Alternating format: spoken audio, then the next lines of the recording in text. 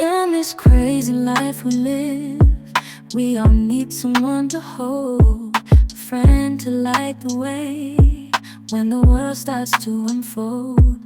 Through all the ups and downs. Hey y'all, what's up? And welcome to my YouTube channel. I've joined the masses. I just had the desire to create a space for encouragement and for me to be able to share sort of the musings that are bumping around in my head, and hopefully it can be inspiring or helpful to you. I want to put some more positivity out in the world because there's so much going on that isn't necessarily positive or isn't necessarily being highlighted. So I wanted to create this little space, this little kind of corner in the internet where you could come and maybe reflect on some things with me. Maybe make some reflections of your own, teach me a little something, and just create a little bit of community, because community always yields something positive. So for my first installment of my YouTube channel, hey girl, look, I wanted to talk today about keeping promises to myself and what that has looked like over the years for me, and just some tips that I found that have helped me to keep promises to myself. And the first example that sort of really pops into my head is the promise around that I make every year around my fitness and health. And so, as many of you know, I'm a yoga teacher, personal trainer, bodybuilder. I don't know if I can take on the title because I only did one competition. And the story is the same every year. I don't know if you're like me. Every year, at the end of the year, I'm always like, wow, I really got to get in shape. These are the goals I want to get. As soon as Monday comes, we're going to jump on board, cleaning out the pantry, making these like huge declarations on my social media, texting all my girlfriends all this like fitspo or pictures of a body that I wish I had. And then every year around this time, around like almost February, I end up feeling the same, unmotivated, not sticking to the goals. So I know that I'm capable of doing that, and I've been able to circumvent that sort of behavior because I watched myself in my bodybuilding competition, and how I was able to stick to those things and achieve those things were creating a promise or a goal or an idea or a thing that I wanted to accomplish that was realistic, something that I could actually do.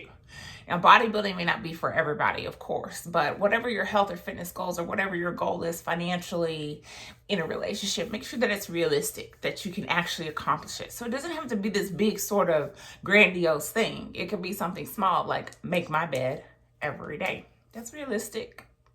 You're by your bed every day, you can make it. Right? Once you have figured out what it is that you're going to do and that it's realistic, then you need to think about some things that are going to throw you off track. And that requires looking ahead outside of the week. And I know that can be overwhelming, but it's really going to help you to find some really good results for reaching that goal. For example, if your goal is to cut sugar, it's really going to be helpful for you to look in your calendar and see what times of the day that you're wanting the sugar, what times of the day do you find yourself consuming the sugar, and then plan for something else to be happening that's going to keep you from having that sugar. If you've got parties coming up, and there's going to be cake, and you know you're going to be tempted, make a plan to circumvent that sort of behavior before it even starts. And you're like, Julia, I need to make a plan to not eat cake. Yes, if it's that serious to you, if it's that important to you, you'll plan. And so you can keep that promise to yourself. And then comes the accountability, right? Because that's super helpful. Community is the word. Community is key. Now, you can tell your husband or your wife or your spouse or whatever, or your girlfriends, or you can post it on your social media, and that's all fine. But really be mindful about who you choose or what avenue you choose to ask for accountability. You need someone who's going to be tough on you, who's not going to make excuses for your excuses or join in your debauchery away from the goal that you had set for yourself. And last but not least, celebrate your wins. Every day that you're able to stick to a goal is a small win, and it's like a small way to look for the glimmers, the miracles that exist in our life every day. So as you start to think about making promises to yourself, you want to just sort of think about those things. Make sure it's important. Make sure that it is feasible, that you can actually accomplish it and get it done. And then you want to look for some roadblocks that may get in your way and plan around those, and look for a group to be accountable to. Yeah, so that's it. That's all I wanted to share with you today. I hope that you have an amazing day. I hope that you are able to have an amazing week. And if you're keeping any promises to yourself, or if you've ditched some promises that you were making to yourself because you're like, oh, I missed too many days or this or that, I encourage you to go pick them back up and try again. And I hope that this place becomes a place where we can share ideas and grow and encourage one another, and hopefully become better versions of ourselves, and to spread some positivity and some smiles in our everyday lives.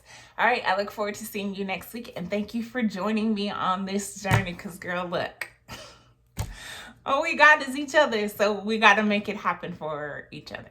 All right, love you. Bye. In this crazy life we live, we all need someone to hold, a friend to light the way.